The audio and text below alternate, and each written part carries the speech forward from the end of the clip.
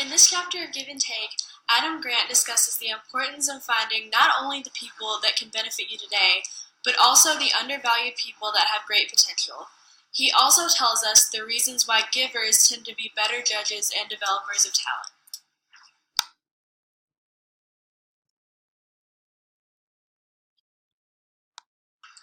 One thing that influences this topic is the Pygmalion effect, which is a fancy term for a situation where someone does better because there are higher expectations put upon them.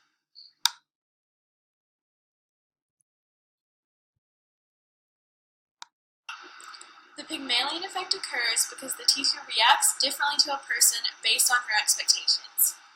To someone of high promise, a teacher sets higher expectations, communicates more warmly, calls to answer more often, gives more advice and feedback, and attributes failure to the task rather than the person.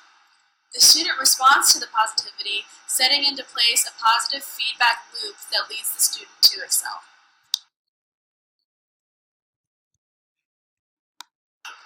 In contrast to someone of low promise, a teacher does the inverse. They attribute failure to the person's low promise, give fewer chances to succeed, and give less feedback, likely out of belief that the advice will be wasted. Similarly, this leads to a vicious cycle where the student feels less motivated, and each progressive failure is more evidence of low promise.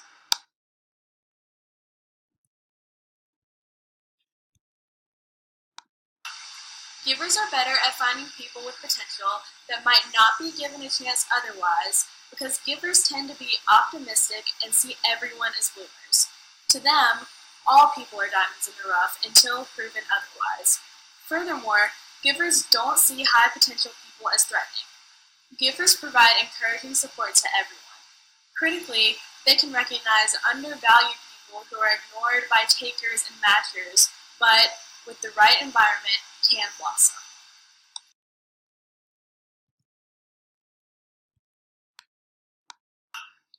One reason takers and matchers tend to undervalue potential is that they overemphasize current performance and talent. Instead, research has shown that character traits like interest and grit make a big difference. Interest drives people to develop skill in the first place, and grit keeps them pushing through setbacks and difficulties.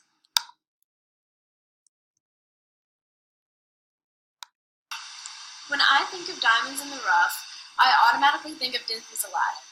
This is the perfect example of someone who would normally never get the chance to prove that he is more than just a thieving street rat.